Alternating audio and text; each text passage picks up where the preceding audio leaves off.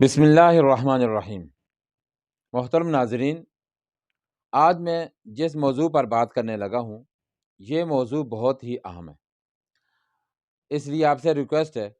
کہ ویڈیو کو آخر تک دیکھیں اور چینل کو سبسکرائب بھی کر دیا کریں اور ویڈیو کو آگے بھی شیئر کریں تاکہ زیادہ سے زیادہ لوگ اس سے منتفع ہوں۔ اب آئیے اپنے موضوع کی طرف ہم چلتے ہیں۔ میں اپنی بات حضور علیہ الصلوۃ والسلام کے ایک ارشاد پاک سے کروں گا۔ حضرت عبداللہ بن مسعود رضی اللہ عنہ فرماتے ہیں کہ نبی اکرم صلی اللہ علیہ وسلم نے ارشاد فرمایا کہ میں نے تمہیں پہلے قبروں کی زیارت کرنے سے منع کیا تھا، لیکن اب میں تمہیں اجازت دیتا ہوں کہ تم قبروں کی زیارت کر لیا کرو، اس لیے کہ اس سے دلوں کے اندر دنیا کی بے رغبتی پیدا ہوتی ہے اور آخرت کی یاد اور فکر پیدا ہوتی ہے۔ ابتدائی اسلام میں آپ صلی اللہ علیہ وسلم نے شرک کے شائبے کی وجہ سے زیارت قبور سے منع کیا تھا، لیکن جب آنے والے نو مسلم جو تھے ان کے دلوں کے اندر توحید راسخ ہو گئی تو آپ صلی اللہ علیہ وسلم نے ان کو زیارت قبور کی بھی اجازت دے دی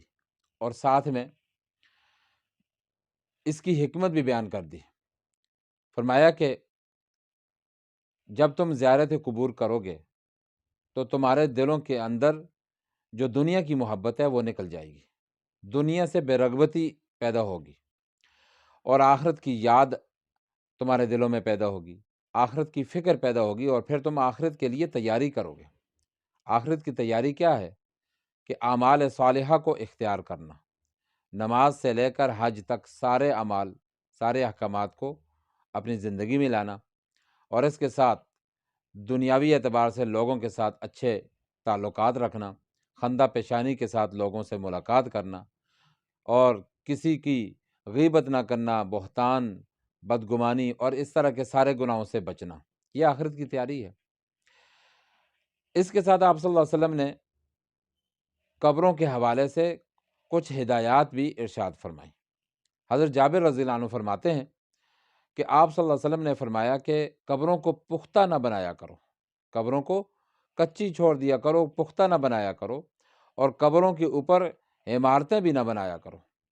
اور قبروں کے اوپر نہ بیٹھا کرو۔ ایک دوسری روایت میں آتا ہے کہ آپ صلی اللہ علیہ وسلم نے فرمایا کہ قبروں کے اوپر مت بیٹھو اور قبروں کی طرف رخ کر کے نماز نہ پڑھو،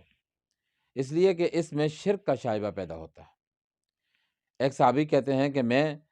قبر کے ساتھ ٹیک لگا کر بیٹھا ہوا تھا، حضور علیہ السلام نے مجھے دیکھا تو فرمایا کہ تم اس قبر والے کو تکلیف نہ دو۔ ان احادیث مبارکہ سے معلوم ہوا کہ قبروں کا خاص خیال رکھنا چاہیے، کہیں ان کی کوئی توہین نہ ہو، اور خاص کر قبر کے اوپر کھڑا ہونے سے، قبر کے اوپر بیٹھنے سے، قبر کے ساتھ ٹیک لگانے سے بچنا چاہیے کہ حدیث کے مطابق قبر والے کو اس سے تکلیف ہوتی ہے۔ اور قبر کے اوپر پختہ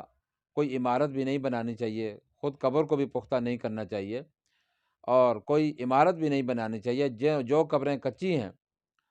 بڑے بڑے اولیاء اکرام، بڑے بڑے بزرگان دین، بڑے بڑے محدثین، اب وہ تو بچی ہوئی ہیں، لیکن جن بزرگوں کی قبروں کے اوپر، جن اولیاء اکرام کی، جن محدثین کی، جن علماء کی قبروں کے اوپر عمارتیں بن گئی ہیں، وہاں کیا کیا باتیں ہو رہی ہیں یہ سب جانتے ہیں، اس لیے ان چیزوں سے بچنے کی کوشش کرنی چاہیے۔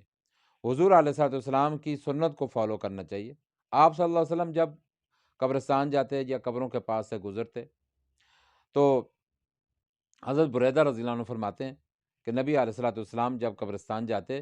تو یوں دعا فرمایا کرتے تھے: السلام علیکم اہل الدیار من المؤمنین والمسلمین وإنا ان شاء اللہ بکم للاحقون نسأل اللہ لنا ولکم العافیہ۔ اور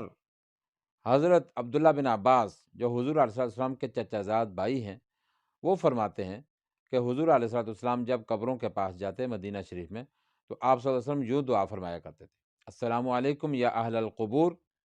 یغفر اللہ لنا ولکم انتم سلفنا ونحن بالاثر۔ آپ صلی اللہ علیہ وسلم یہ دعائیں فرمایا کرتے تھے قبرستان والوں کے لیے۔ تو ہمیں بھی یہی تعلیم ہے